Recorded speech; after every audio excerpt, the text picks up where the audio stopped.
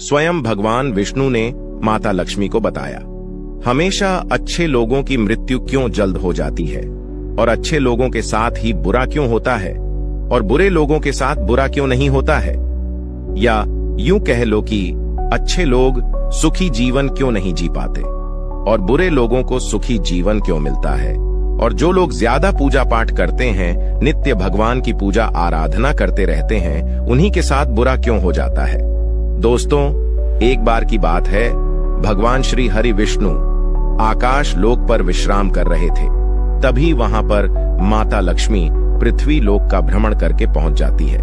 माता लक्ष्मी को देखकर भगवान श्री हरि विष्णु कहते हैं, आइए प्रीतम, आपका स्वागत है, आप कहाँ का भ्रमण कर रही थी। तब माता लक्ष्मी कहती है, हे स्वामी, मैं अभी अभी पृथ्वी लोक का भ्रमण करके आ रही हूँ। मैंने पृथ्वी लोक पर देखा कि अच्छे लोगों के साथ ही बुरा क्यों होता है और बुरे लोगों के साथ बुरा क्यों नहीं होता है, और अच्छे लोगों की मृत्यु क्यों जल्द हो जाती है, तथा जो लोग ज्यादा पूजा पाठ करते हैं, नित्य भगवान की पूजा आराधना करते रहते हैं, उन्हीं के साथ बुरा क्यों हो जाता है। हे प्रभु, यह सब प्रश्न हमारे मन में चल रहे हैं, अतः हमारे मन को शांत करने के लिए हमें इन प्रश्नों से अवगत कराए। तब भगवान श्री हरि विष्णु माता लक्ष्मी से कहते हैं, हे प्रीतम, आज आपने बहुत उत्तम प्रश्न किया है। इस प्रश्न में संसार का कल्याण छुपा हुआ है और महे इस प्रश्न को आपको बताने से पहले पृथ्वी लोक पर चलना पड़ेगा।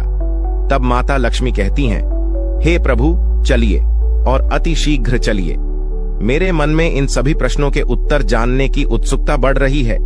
तब दोस्तों, आकाश लोक से भगवान विष्णु और माता लक्ष्मी पृथ्वी लोक पर आते हैं, जहां पर एक बहुत सुंदर सा गार्डन होता है।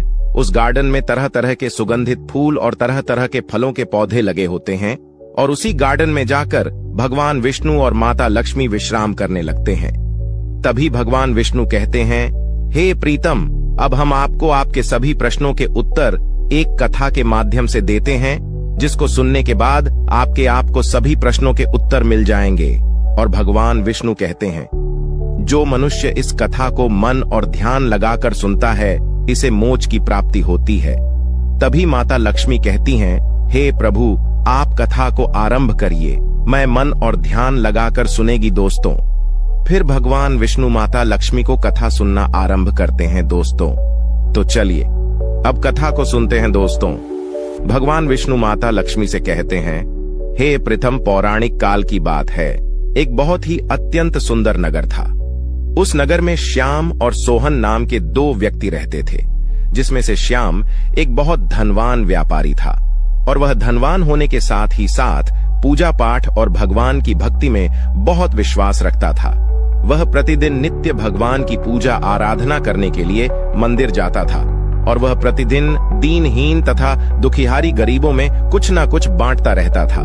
दोस्तों, भगवान श्री हरि विष्णु माता लक्ष्मी से कहते हैं, हे प्रीतम, वहीं दूसरी ओर सोहन एक चोर था। वह भी प्रतिदिन मंदिर जाता था, लेकिन वह मंदिर पूजा पाठ करने के इरादे से नहीं जाता था, बल्कि मंदिर से धन चुराने के लिए जाता था। भगवान विष्णु आगे कहते हैं, उसे पूजा पाठ दान धर्म से कोई लेना देना नहीं था, वह सिर्फ मंदिर में चोरी करने के लिए जाता था। फिर भगवान विष्णु कहते हैं, इसी तरह से कई वर्ष गुजर गए। एक दिन उस नगर में जोरदार बारिश हो रही थी, जिसकी वजह से उस दिन नगर के मंदिर में पंडित जी के अलावा कोई नहीं था। यह बात जब सोहन को पता चली तो उसके मन में ख्याल आया कि यही सही मौका है मंदिर के सारे धन को चुराने का। भगवान विष्णु कहते हैं कि वह उसी तेज बारिश में ही मंदिर में पहुंचकर सोहन ने पंडित जी से छुपकर मंदिर का सारा सोना, चांदी, गहने, जेवरात चुरा लिए, और वह बड़ी ही प्रसन्नता से मंदिर से निकला। तभी उसी समय अचानक ही मंदिर में वह दान धर्म में विश्वास रखने वाला श्याम नाम का व्यापारी पहुंच जाता है, और उसने मंदिर में पहुंचकर भगवान के दर्शन किए। भगवान विष्णु आगे कहते हैं, हे प्रथम, लेकिन दुर्भाग्यवश मंदिर के उस पुजारी ने उस व्यापारी को ही चोर समझ लिया और जोर जोर से शोर मचाने लगा। पुजारी के जोर जोर से शोर मचाने की वजह से मंदिर के पास लोगों की भीड़ जमा हो गई, और सभी पुजारी की बातों में आकर श्याम नाम के व्यापारी को चोर समझने लगे और उसे अपशब्द कहकर अपमानित करने लगे। मित्रों, फिर भगवान विष्णु कहते हैं, यह देखकर श्याम बहुत ही आश्चर्यचकित हो गया और उसे समझ नहीं आ रहा था कि उसने ऐसा क्या कर दिया है और उसके साथ ऐसा क्यों हो रहा है।